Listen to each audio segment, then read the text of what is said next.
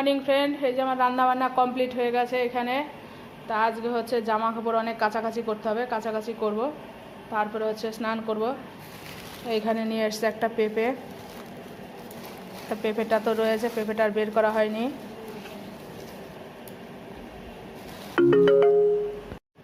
এই যে খেজুর কিনে নিয়ে এসছে, আমি এই কৌটোর মধ্যে ভরে রাখলাম।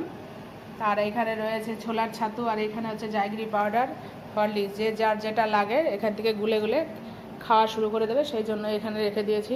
রান্না বান্না কমপ্লিট। ঋতুবনু আসলেই বাসন বাসন মাজবে, তাহলে হয়ে যাবে।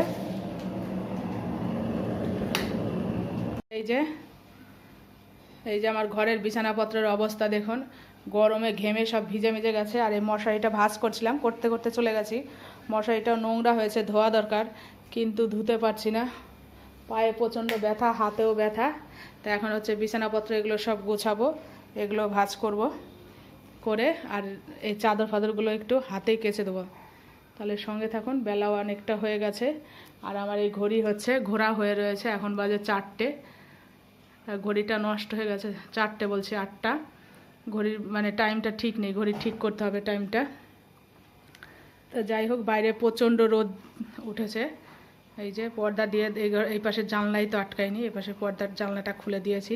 এত রোদ্রের তাপ আসছে, মানে থাকা যাচ্ছে না।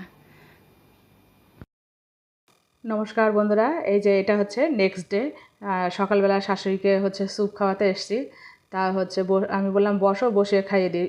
সাধারণত শুয়ে থাকে, আমি একটু বসো। তা বসে থাকতে পারছে না, তা আমি আবার পায়ের দিকে একটু ধরে রেখেছি, ঝুঁকে সামনের দিকে পড়ে যায়। তা আমাকে বলছে তুই বস এখানে, তুই বস। তা আমাকে শুধু বারে বারে বিছানা দেখাচ্ছে আর বলছে এখানে বস। তা আমি আবার একটু মাঝে মাঝে ছেড়ে দিচ্ছি, যে ছেড়ে দিয়ে দেখি কি করে।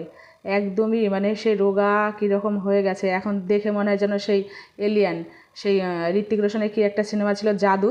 তা আমি তো বলি আমার ছেলে মেয়েকে বলি, দেখ তো ঠাকুমাকে এখন পুরো সে জাদুর বস্তার মতন থেকে বেরিয়েছে এলিয়ান একজন, সেরকম হয়ে গেছে।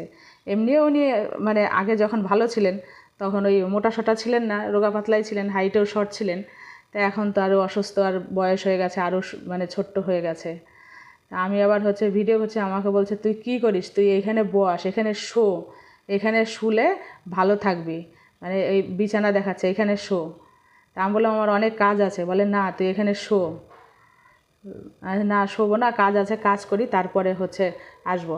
এখন এই স্যুপ খাইয়ে দিয়ে গেলাম, পরে আবার হচ্ছে চান করাবো। তা এখন তার চান করাবো না, সকালবেলাই।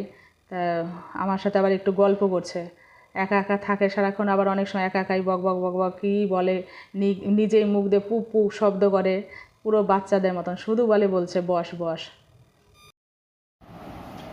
গুড আফটারনুন ফ্রেন্ড, এই যে সকালবেলা এখন অনেকটাই বেলা হয়ে গেছে, রান্না বান্না হাফ হচ্ছে। আর জয়েশবাবু এখানে বসে রয়েছে, ওর মা গিয়েছে হচ্ছে কাঁচরাপাড়া, আরও এখানে বসে বসে গেম খেলছে। আর এখানে হচ্ছে হাজব্যান্ড বসে বসে অফিসের কাজ করলো, আর ল্যাপটপটা এখানে ফেলে রেখে গেল। কি অনুষ্কা, কি বল? হ্যাঁ অনুষ্কা কি? ও অনুষ্কাকে তো দিদি বলেই না, অনুষ্কা, সবাই অনুষ্কা ওর চাইতে ছোট, তাই তো? অনুষ্কা সবার থেকে ছোট না? বলে হ্যাঁ, ওই যে হলো অনুষ্কা, ওর থেকে অনেক ছোট। হ্যাঁ, ওটা ভেঙে ফেল। তা এখানে তো রান্না বান্না বসিয়েছি, এখানে যে মাছ ভেজে নিয়েছি, এই যে চিংড়ি মাছ আর রুই মাছ। এখানে রুই মাছের ঝোল ডাটা দিয়ে হচ্ছে হয়ে গেছে, নামাবো। আর এই যে এখানে কুমড়ো শাক বেছে রেখে দিয়েছি, এই সবজিগুলো ফ্রিজে ঢোকাতে হবে, নাহলে গরম পড়ে গেছে, নষ্ট হয়ে যাবে। আর এখানে করেছি মাছের মাথা দিয়ে লাউ ঘন্ট, এই যে কমপ্লিট। তা ফটাফট এটা নামিয়ে নিই, আর হচ্ছে ওই একটু চিংড়ি মাছ দিয়ে কুমড়ো শাকটা করবো, তাহলে রান্না কমপ্লিট। এখানে হচ্ছে ভাত হয়ে গেছে। ছেলে তো এখনও ঘুম থেকে ওঠেনি, মেয়ে উঠলো। আমরা সকালবেলা উঠে রুটি চা খাওয়া হয়ে গেছে, রুটি তরকারি করা হয়ে গেছে, খাওয়া হয়ে গেছে। তাহলে তরকারিটা ফটাফট নামিয়ে নিই, অনেকটা বেলা হয়ে গেছে। চিমনিটা পরিষ্কার করার জন্য ডাকতে হবে, ওকে ফোন করতে হবে, দেখি ও কবে কি আসতে পারে। তাহলে সঙ্গে থাকুন, দেখুন আমি কি করি। রান্নাটা কমপ্লিট করে নিই, বেলা অনেক হয়ে গেছে। আর ওয়াশিং মেশিন তো নষ্ট হয়ে গেছে, সে জামাকাপড় ভিজিয়েছি, একটা কাঁথা ভিজিয়েছি, বিছানার চাদর ভিজিয়েছি, সেগুলো হচ্ছে কাচবো তাড়াতাড়ি, না তো আবার জল চলে যাবে। তো এই যে এখন সন্ধ্যাবেলা যাচ্ছি হচ্ছে মন্দিরে, রামকৃষ্ণ আশ্রমে, অন্ধকার রাস্তা, সেটাই আপনাদের এই যে আশ্রমে চলে এসেছি, মহারাজ বক্তৃতা দিচ্ছে, সেটাই মানে অনেক সময় শোনার পরে তারপরে আপনাদের একটু শেয়ার করলাম। এবার প্রার্থনা হবে।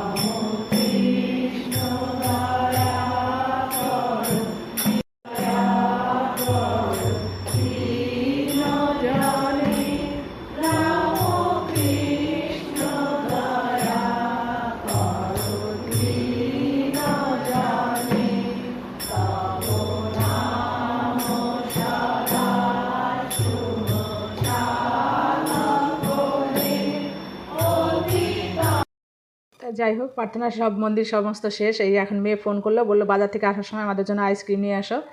তাই চলে এসেছি। আমাদের আইসক্রিম নেওয়া হয়ে গেছে। যদি আমার ভিডিওটা ভালো লেগে তাহলে একটা লাইক, শেয়ার, সাবস্ক্রাইব অবশ্যই করবেন। আমার পাশে থাকবেন। টাটা, শুভরাত্রি।